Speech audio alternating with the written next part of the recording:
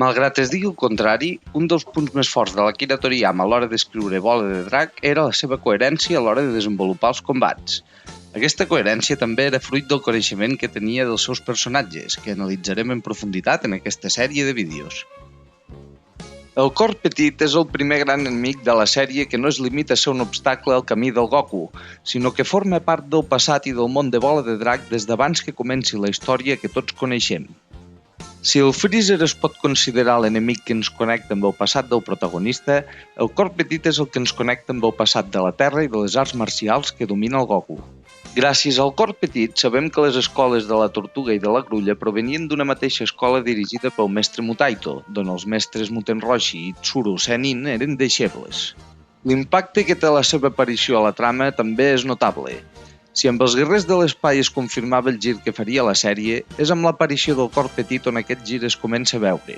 Tenim els primers moments tràgics de veritat, com són les morts del Krillin, el Fullet Tortuga i el Chaos, i els gags i l'humor que abans eren elements troncals de la història, ara es limiten a personatges còmics com el Yajirobai. Enrere han quedat els temps on els dolents eren el Pilaf, el conill que et convertia en pastanaga, el Fullet Tortuga disfressat amb nom d'actor famós, o els Yamcha i General Bloom pànic a les dones i gags garantits amb la Bulma. L'impacte del cor petit no es limita al to de la sèrie, sinó també als combats. Amb ell veiem els primers atacs d'energia que destrueixen grans extensions de terreny, cops que et fan estavellar contra edificis o muntanyes, tot destruint-los.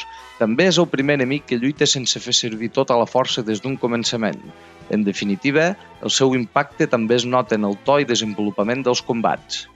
I finalment, també és el primer enemic que es transforma per fer-se més fort, tot i que en el seu cas sigui demanant un desig al drac perquè el torni a fer jove. Tot i que qui popularitzarà el tema transformacions és el Freezer, no es pot negar que el cor petit és el primer gran enemic que treu a passejar aquest recurs.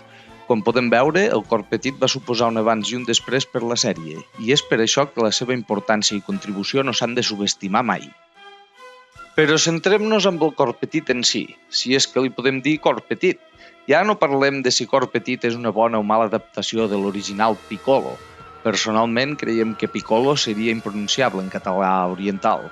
Se li hauria de dir Piccolo, potser? Sinó de la identitat real d'aquest Namek i els seus orígens. Fill d'un Namek anomenat Katatsu, de la família dels dracs, el Namek que acabaria fent de Déu és enviat a la Terra per salvar-se de la catàstrofe que va arrasar el seu planeta. És aquí on s'impregna de la maldat humana, i més endavant, quan es converteix en aspirant per substituir l'antic déu de la Terra, es veu forçat a desprendre's d'aquesta maldat dividint-se en dos. I és fruit d'aquesta divisió que neix l'ésser malvat que pren el nom de cor petit i que acabarà donant nom al personatge, però el nom del Namek original d'abans de la divisió no el sabrem mai. Suposem que seria la identitat del Namek que feia de déu de la Terra, però sempre es refereixen a ell pel seu títol, i si n'especifiquen el nom en cap guia oficial, digueu-nos-el a la caixa de comentaris perquè nosaltres no el sabem. Per tant, podríem dir que el primer cor petit és originalment la part malvada d'un Namek que aspira a ser déu de la Terra, i com a tal, no tenia cap capacitat de redempció i només existia per a fer el mal. La història de la meitat malvada, el cor petit, la sabem del còmic. Domina la Terra per la via del terror fins que el mestre Mutaito, el mestre del Fullet Tortuga, l'aconsegueix tancar dins d'un recipient amb una tècnica que li costa la vida. Després, el Pilaf l'allibera, torna a intentar conquerir el món, i de fet ho aconsegueix, però el Goku el guanya definitivament. Abans de morir, però, el cor petit pon un últim ou d'on sortirà una mena de reencarnació seva amb el seu mateix nom. No ens oblidem que el cor petit conserva els records de son pare, per tant no es limita a ser un simple fill seu. El cor petit fill, que en realitat no deixa de ser ell mateix reencarnat, ja no és només una meitat malvada, segueix amb les facultats dividides, però ja no és un ésser completament malvat i impossible de reformar, cosa que el Goku capta de seguida. Però no serà el Goku qui farà de catalitzador pel seu arc de personatge, d'això se n'encarregaran els Raditz i el Son Gohan. El primer actua de catalitzador a curt termini. Com que és una força tan superior i que per postres no vol dominar el planeta com pretén fer el cor petit, cosa que, de ser el cas, podria justificar una aliança a curt termini contra el Goku amb perspectives d'una traïció posterior, sinó que vol exterminar el planeta i vendre'l al millor postor, això fa que al cor petit no li quedi més remei que aliar-se temporalment amb el seu enemic jurat fins llavors, el Son Goku. Després, en assabentar-se per boca dels Raditz que existeixen dos guerrers encara més forts que venen cap a la Terra amb el mateix objectiu, no li queda més remei que seguir aplaçant els plans per conquerir el planeta. Per la via forçada, s'estava convertint en un heroi de la Terra. S'havia fixat amb el gran potencial que tenia el Son Gohan i com que el Goku era mort, decideix segrestar-lo per preparar-lo per la lluita contra els guerrers, confiant que podrà ser un as a la màniga com ja ho havia sigut contra els Raditz. Però el que el cor petit s'esperava que fos un entrenament pel Son Gohan, al final acaba sent un entrenament cap a ell mateix, un entrenament per acceptar-se a si mateix. I és que si ens fixem en el resultat final, és molt evident. El Son Gohan s'ha fet més fort, cert, però segueix sent el nen pacífic a qui no agrada lluitar i que només pot treure el seu màxim potencial quan s'enrabia. El cor petit, en canvi, s'estova fins a tal punt que fa el màxim sacrifici per salvar-li la vida al nen, malgrat no fer ni un moment treia foc pels queixals veient com el Son Gohan era incapaç d'actuar contra el Nappa, paralitzat per la por.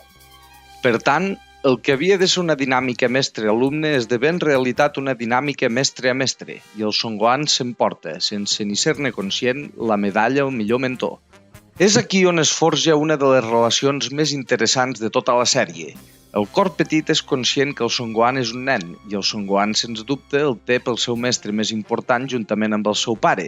Però pel cor petit el Son Gohan no és un alumne i prou, és molt més. És qui el va ajudar a començar a recórrer el camí per acceptar-se a si mateix i es nota amb el respecte immens que li té durant tota la sèrie. Tot i que no és fins que es troba amb el Nappa i el Vegeta que no pren consciència del seu veritable origen com a namekià, això mai passa de ser un detall per a ell. Doncs aleshores la llavor ja estava més que sembrada. El desenvolupament del cor petit com a personatge passa, com es diria en termes cinematogràfics, fora de pantalla, i passem d'un cor petit malvat a un de bo en qüestió de molt pocs capítols. I tot això també es veu reflectit en el seu poder, que a part de per la via de l'entrenament, també es desenvolupa a mesura que ho fa el propi personatge. I és que el primer gran increment de poder del cor petit passa molt desapercebut per la majoria de lectors del manga, però sol ser una de les crítiques que els fans de la sèrie més observadors fan al Toriyama. El cor petit passa de ser molt més dèbil que el Nappa a plantar-se davant del Nail i que aquest li reconegui un poder increïble. No ens oblidem que el cor petit devia tenir un poder no gaire superior al d'un namekià estàndard dels que el Vegeta i el Dodoria despatxaven per desenes quan es mor a la Terra, i no arriba fins al planeta del Kaito que el Goku ja és a la nau a mig camí de Namek. Per tant, que el Nail el consideri superior es pot entendre com una errada del propi Toriyama, un d'aquests dopatges una mica exagerats i sense justificació. Però fem un petit parèntesi per explicar la concepció del Ki que té l'Akira Toriyama. Per l'Akira Toriyama, el Ki, o energia, és l'energia vital sorgida d'una ment i un cos sans, així com d'unes motivacions fortes. El cos sa fa referència al que nosaltres entenem per la condició física. No només menjar i dormir bé o tenir bona salut, sinó entrenar-lo i enfortir-lo fins al límit de possibilitats. Aquest progrés és el més fàcil de veure. Si el Goku pot aguantar una gravetat de 100 Gs és perquè és 10 cops més fort que quan entrenàvem una gravetat de només 10 Gs. La ment sana no fa tant referència a la bondat, sinó al fet de tenir una tranquil·litat d'esperit i unes conviccions. El Freezer, per exemple, és un malvat, però amb la consciència molt tranquil·la, i sempre té un objectiu clar en ment, per tant entraria dins la definició de ment sana que té el Toriyama. Aquest factor el podem veure clarament en acció amb el Nappa o els superguerrers que no neixen sent-ho.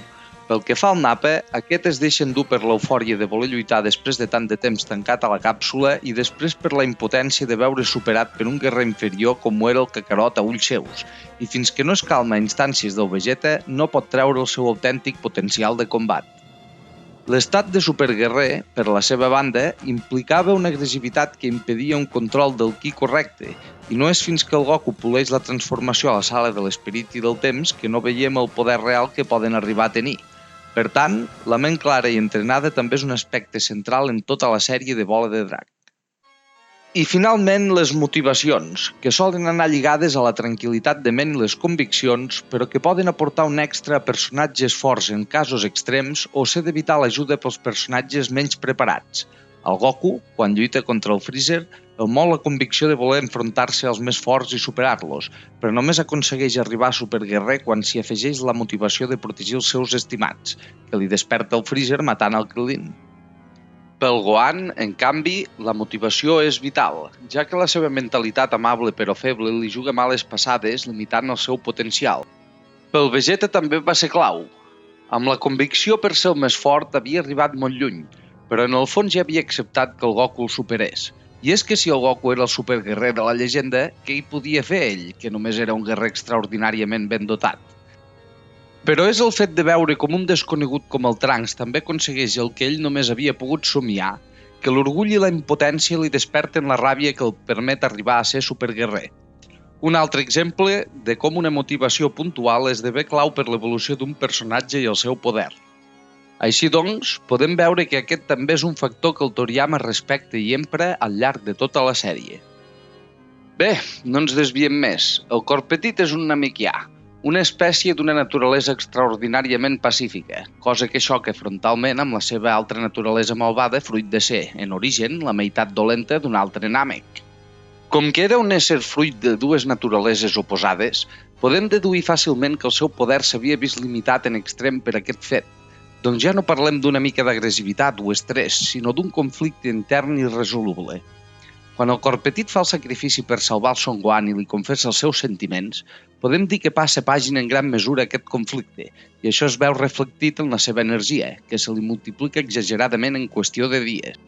Com que l'única referència que tenim d'aquest increment de poder és aquest diàleg amb el Nail, i just després s'hi fusiona completant-se a nivell físic i multiplicant encara més el seu poder, és natural que aquest detall passi desapercebut, però de ser-hi hi és. Aquest xoc entre la seva manera de ser i la seva naturalesa també ens explica per què canvia tan fàcilment, i és que en realitat no canvia, senzillament rep l'amor i el respecte que no havia tingut mai i això el fa revertir el que no hauria hagut de deixar de ser. Mentre que el Vegeta necessita motivacions constants per anar pel bon camí, el cor petit el que li feia falta, en realitat, era algú que li ensenyés a ser ell mateix, i per això quan a la saga Androides recorda tothom que no ha renunciat a l'objectiu de dominar la Terra, el Krillin, que el coneix bé, entén que en realitat allò no era sinó una última rebequeria fruit de la decisió que ja havia pres, la d'acabar el seu camí d'autoacceptació i tornar a ser un amb Déu. Però no és el final el que importa de debò, sinó el camí, i per això l'augment de poder que obté després de fusionar-se amb Déu, tot i que respectable, no deixa de ser una minúcia en comparació amb els que havia tingut amb els canvis anteriors. El camí del cor petit cap a l'autoacceptació comença quan el fill del seu enemic jurat li ensenya el significat de ser un Namek i acaba quan torna a Déu per tornar a ser un, però no el Namek que havia estat originalment, sinó un nou Namek forjat a la Terra com a guerrer.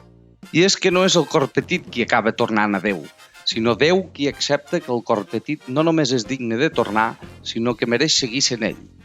El que en un principi havia sigut una part descartada, ara esdevenia la nova base del nou ésser fruit de la fusió, que ja no seria el Namek que es va dividir temps enrere.